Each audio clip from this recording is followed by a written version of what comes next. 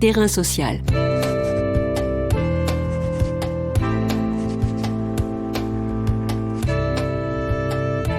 Hugues Chevarin. Jean Kempf. Jean Kempf est professeur de civilisation des États-Unis à l'université Lumière Lyon 2. Après 4 années de Trumpisme échevelé qui ont mené à l'assaut du Capitole à Washington, les États-Unis d'Amérique sont parcourus de divisions, de querelles, de ressentiments. En ce jour d'investiture de Joe Biden, Terrain social jette un œil dans le rétroviseur de l'histoire américaine pour comprendre comment on en est arrivé là. Terrain social. Bonjour Jean Kempf. Bonjour. A-t-on assisté à une sorte de guerre civile culturelle durant la présidence de Donald Trump et au-delà de l'homme lui-même? Alors, bien entendu, je crois que tout porte à croire que, effectivement, si on regarde rétrospectivement ces 4 années passées, on a assisté à, non pas à de nouvelles guerres culturelles, mais à un approfondissement de guerres culturelles. Peut-être plus précisément, je crois qu'il faudrait parler de guerre raciale, parce que je crois que la race est revenue vraiment, si elle n'avait jamais disparu, est quand même revenue au cœur du sujet. Voilà, au cœur de la vie américaine. Donc vous faites référence à Black Lives Matter. Oui, entre autres, ça c'est la face visible des choses. Je crois que l'ère Trump, en fait, a hérité totalement de la radicalisation extrême qui a eu lieu pendant la période Obama. Et cette radicalisation, il faut bien dire, elle est le fait du Parti républicain qui a refusé, contrairement malgré tout à une tradition, a refusé tout compromis bipartisan. Et Dieu sait que Obama n'était pas un dangereux gauchiste. Mais cette radicalisation extrême qui a eu lieu sur absolument tous les sujets, ces blocages institutionnels de l'ère Obama, ils sont totalement imputables au Parti républicain. Et ce qui était resté de l'ordre du politique peut-être, ou des institutions politiques, s'est répandu dans la société. Il y a une sorte au fond, d'attitude décomplexée tout à coup, qui s'est répandue dans la culture. Donc tout ceci existait, mais c'est généralisé, et au fond, Trump, par son attitude, a donné libre cours à tous ses penchants. Trump n'est-il que le révélateur de la profonde crise culturelle qui mine ce pays? Ah, moi je crois que oui. Je crois que oui. Il serait, je pense, absurde de dire que Trump est une sorte de apax, de parenthèse, de quelque chose qui serait sorti du chapeau. Hein. Je crois que on sait tous, enfin, je crois qu'en France, on a eu un débat sur, au fond, l'État français et le pétinisme, est-il un hasard de l'histoire? Bon, bien sûr que non. Le Trumpisme, si ça existe, n'est pas un hasard, c'est tout simplement l'incarnation, alors l'incarnation extrême, certes, mais l'incarnation de fractures très très très très profondes qui divisent de plus en plus la société américaine. Est-ce que entre les attentats du 11 septembre 2001 et jusqu'à l'investiture de Joe Biden ce 20 janvier 2021, n'a-t-on pas là une période qui est vraiment une période de bascule par rapport aux 20 années précédentes? Alors je répondrai de 2 façons à votre question. Je dirais que je ne sais pas si on peut parler de bascule. S'il y a bascule, je crois qu'elle est probablement autour déjà de la question de la guerre. Et si, il se trouve que j'ai commis il y a quelques années un abécédaire des États-Unis, et je n'avais pas, peut-être, j'ai parlé des anciens combattants, mais je n'ai pas parlé directement, il n'y avait pas d'entrée guerre. Et je pense que j'aurais probablement dû le faire, parce que il faut bien voir, et quiconque va aux États-Unis passer un petit peu de temps, plus qu'en touriste, s'en rend compte tout de suite, c'est un pays qui est en guerre, et qui est en guerre depuis des années, et a fortiori depuis le 11 septembre. Donc le 11 septembre a probablement fait basculer de manière plus nette les États-Unis dans un monde de guerre. Alors qu'est-ce que ça veut dire la guerre ? La guerre, ça veut dire des jeunes gens qui vont combattre. Et les statistiques, les dernières statistiques que l'on donnait, c'est à peu près le chiffre de 3 millions. Il y a 3 millions d'Américains qui ont combattu d'une manière ou d'une autre dans des conflits depuis le 11 septembre, qui ont combattu et qui en sont revenus avec, pour un grand nombre, des séquelles psychologiques et des séquelles physiques. Donc c'est quelque chose qu'on a du mal à concevoir en Europe. En France, on parle il y a une attaque au Mali, 3 morts, 6 morts dans nos troupes. Là, on parle d'attaques quotidiennes, d'explosions quotidiennes qui font perdre des membres, voire des morceaux de corps à des tas de jeunes Américains. Donc c'est un pays en guerre.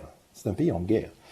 Et c'est un pays en guerre, donc, qui a des jeunes gens qui ont connu l'extrême violence, l'extrême violence des combats, et qui reviennent avec cette culture-là dans leur pays. Et ça, je crois que c'est vraiment une bascule depuis le 11 septembre. Est-ce que les États-Unis sont aussi en guerre contre elles-mêmes ?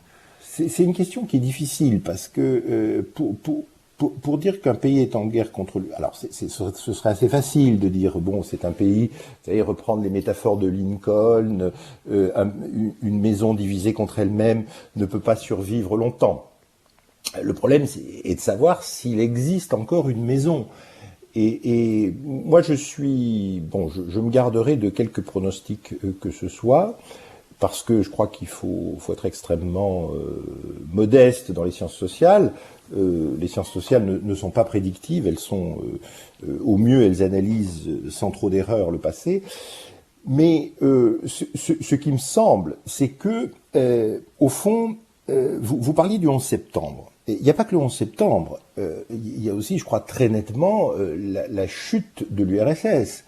Alors pourquoi la chute de l'URSS est si importante ? Eh bien, parce que je dirais peut-être de manière paradoxale que la guerre froide, donc 46 jusqu'à la chute du mur, me semble-t-il, avait en quelque sorte aidé l'Amérique très positivement à dépasser son racisme structurel et à redynamiser sa veine libérale. Parce que, après tout, il fallait, face à l'URSS, quand même faire quelque chose et faire bonne figure. Au fond, il fallait dépasser la ségrégation, il fallait dépasser ce dont d'ailleurs l'URSS accusait les États-Unis, c'est-à-dire ce racisme structurel.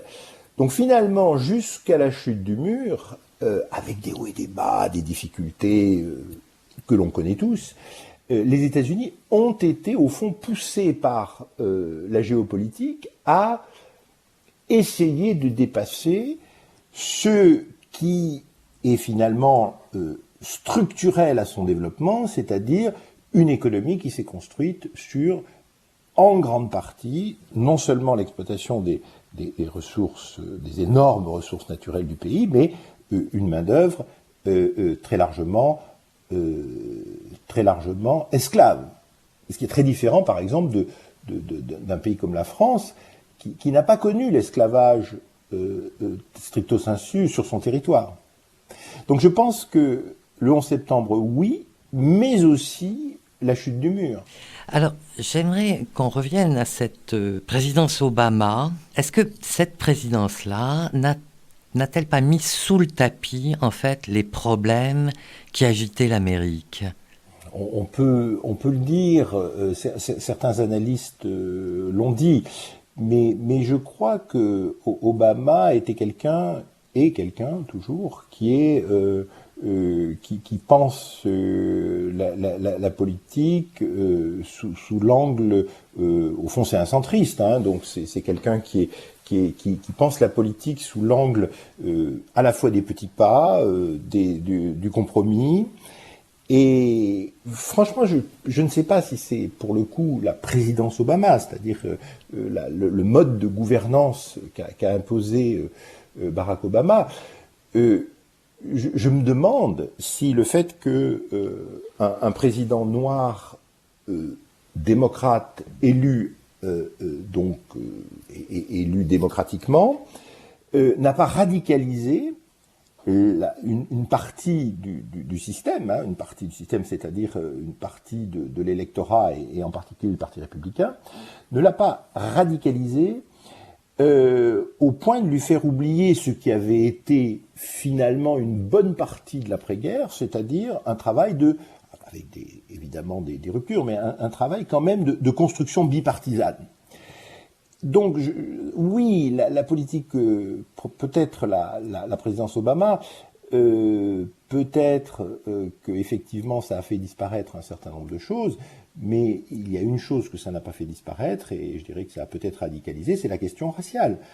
Parce que il faut quand même pas oublier que pour une bonne partie des Américains, ça restait quand même un nègre. Hein, il faut le dire. Donc, je crois que c'est peut-être moins de sa faute que, effectivement, de l'état de la société, qui est une société très profondément marquée par cette question raciale. Le slogan Make America Great Again de Trump était-il une réponse au Yes We Can d'Obama? Et pour faire pendant à cette question, est-ce que ces deux slogans ne résonnent-ils pas comme deux échecs, en fait?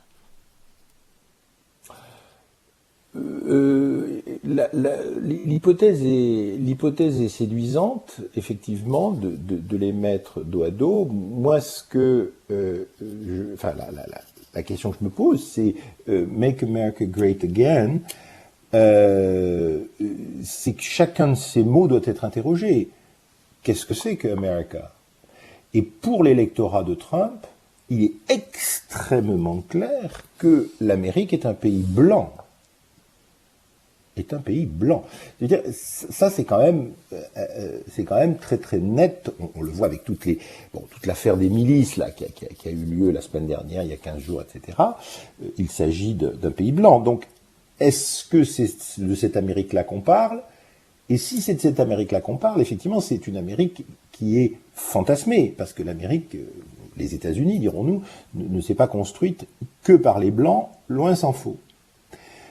Great, ça peut se discuter aussi. Qu'est-ce que ça veut dire que great? Et c'est un des aspects du problème. La montée en puissance de la Chine n'est pas totalement, je dirais, étrangère à ces soubresauts ces soubresauts américains. Et donc je crois qu'il faut interroger ce slogan. Maintenant, Yes We Can, pour moi, c'est vraiment le slogan le plus américain qui soit. Oui, oui, il ne faut pas oublier que oui, ça, c'est le nous. Alors, c'est un nous complexe, évidemment. Ce n'est pas le même nous à travers l'histoire, mais c'est quand même un nous qui est présent dans les textes fondateurs depuis l'origine.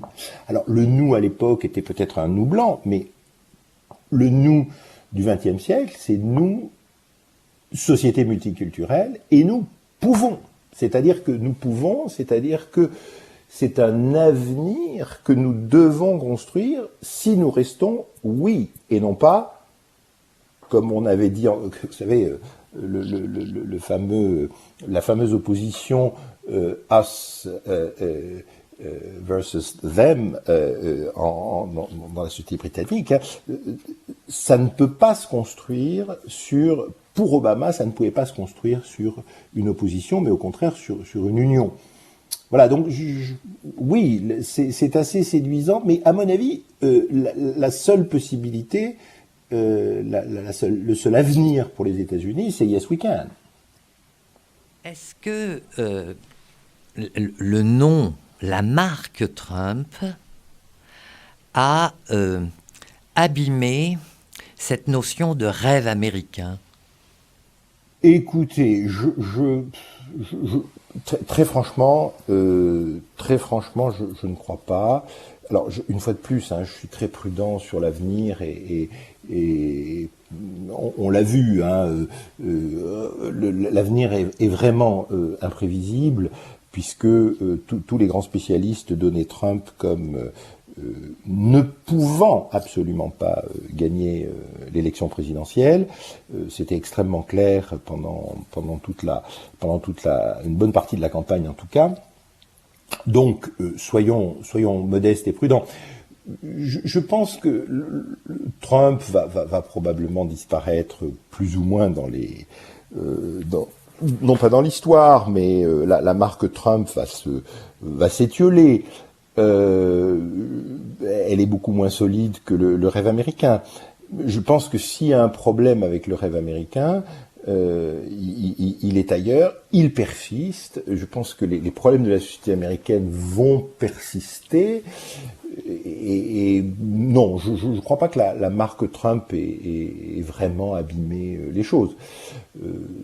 Cela dit, vous savez aussi, il faut toujours se méfier. George Bush, fils, était considéré comme le pire président de l'histoire américaine, et maintenant on en est presque à considérer que c'est un très grand démocrate, et en tout cas un président qui a été, sinon parfait, du moins moyen.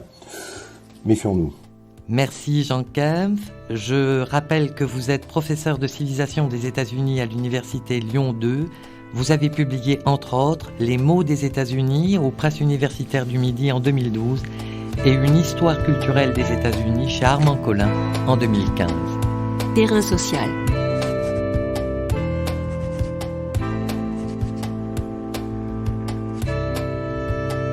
Tous les podcasts du chantier sont à retrouver sur lechantier.radio et sur les plateformes d'écoute.